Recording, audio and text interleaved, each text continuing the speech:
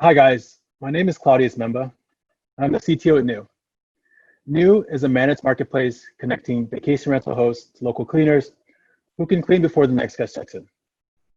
We're a remote first company with 2/3 of our engineering being out of Lagos, Nigeria, and we're looking to do more hiring out of West Africa. And today I wanted to talk to you guys about the secret to engineering onboarding excellence.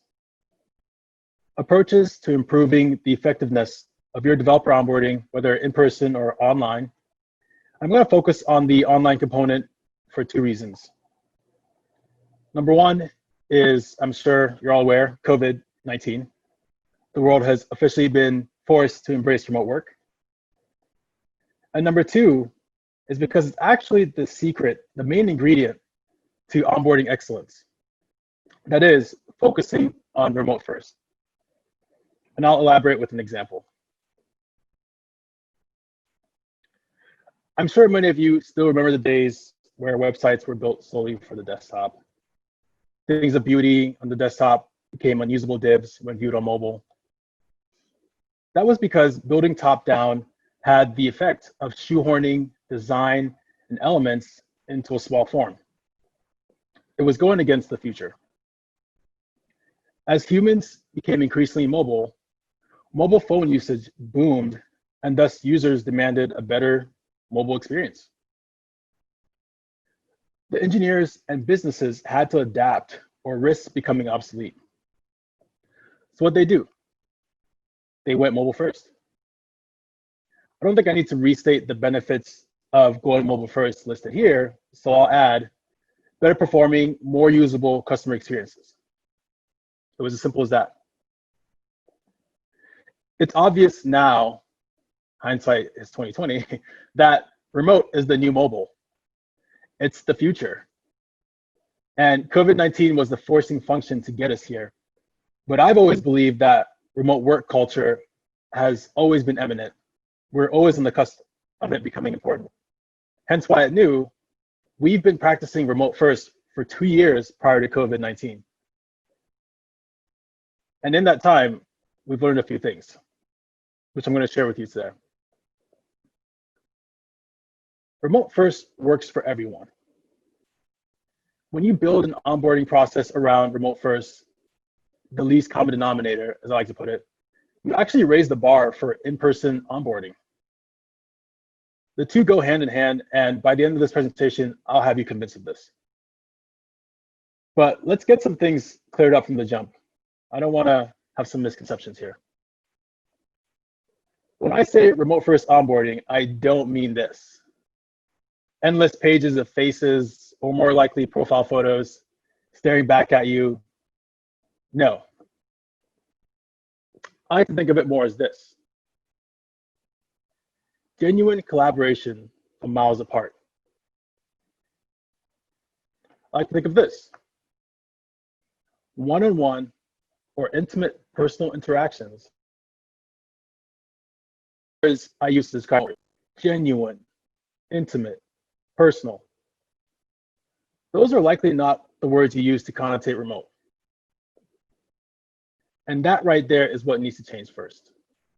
Your mindset around remote. You see, if remote is seen as nothing but an inconvenience to you, then you won't invest in the simple steps that I'm going to share here in order to achieve engineering onboarding excellence. Speaking of which, let's dive into what exactly those steps are. The first of which is to prioritize remote first. Now, I've just spent the last however many minutes convincing you that remote first is the future. And if you're not convinced, just ask COVID. These keys build on each other, so keep that in mind. Everything else I'm going to share today is going to hinge on the fact that you've taken to heart key number one. So let's move on to the next one. Building your digital knowledge base. I'm sure many of you are familiar with this. On an engineer's first day, it's common for her to receive a physical copy of this, the employee handbook. And can you guess what her first reaction to getting this treasure trove of information is? Yep, putting it on her office shelf and filing it under the read later pile. I know this was the case for me at Microsoft, but that just goes to show you that even big companies like Microsoft haven't achieved onboarding excellence. So you're not alone. We all have some work to do in this area. Your employee handbook should be a knowledge base that's always evolving. The central repository for how the companies ran and operated. It should be searchable.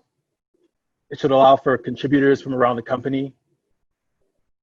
Your handbook should serve as the single source of truth for all team members that they can reference and depend on for answers about the company. But do you think that handbook, that physical handbook I got at Microsoft, was the most up to date, let alone searchable? The simple answer is no, it wasn't. By building your digital knowledge base, you achieve several things. The first of which is it actually gets used and read, not filed under the read later pile, which we all know you never get to. You also teach new hires to be self-sufficient and proactive when looking for answers. And you enable collaboration in the handbook's evolution.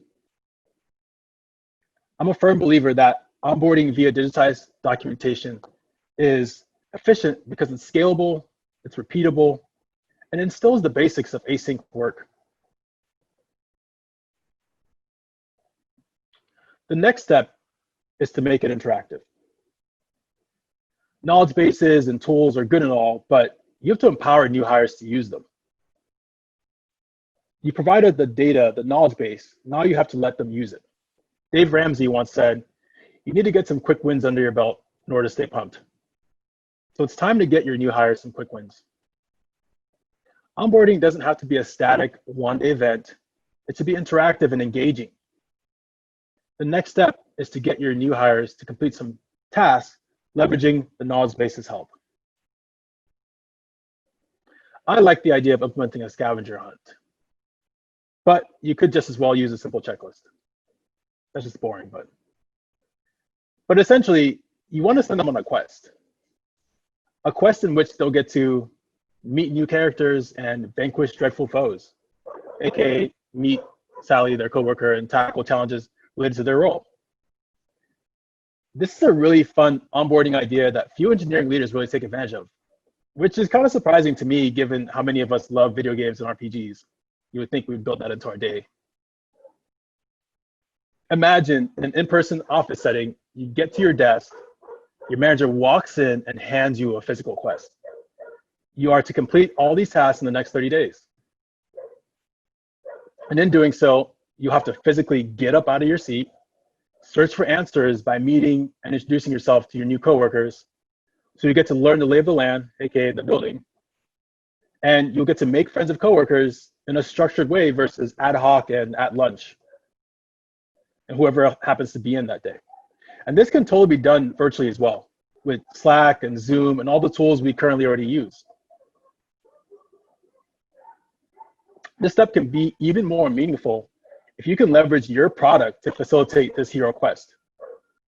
By leveraging your product on her journey to completing this onboarding quest, she familiarizes herself with the product she'll be working on day in and day out and its functionality.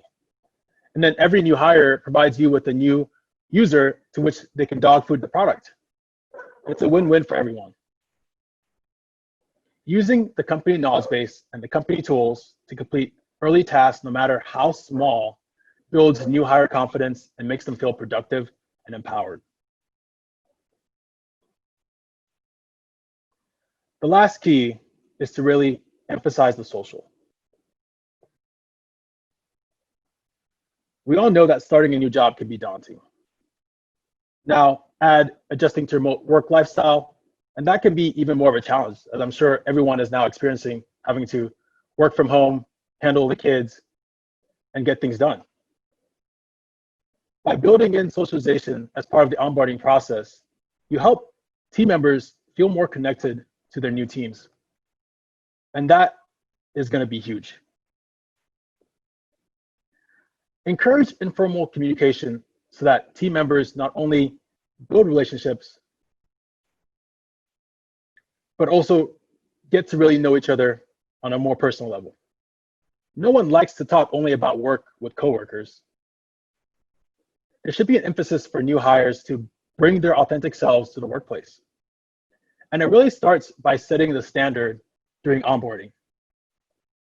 Again, encourage informal communication.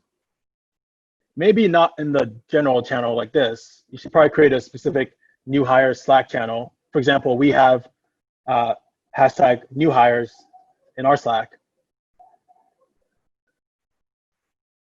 And during the process, assign an onboarding buddy or a guide to help our hero on her quest.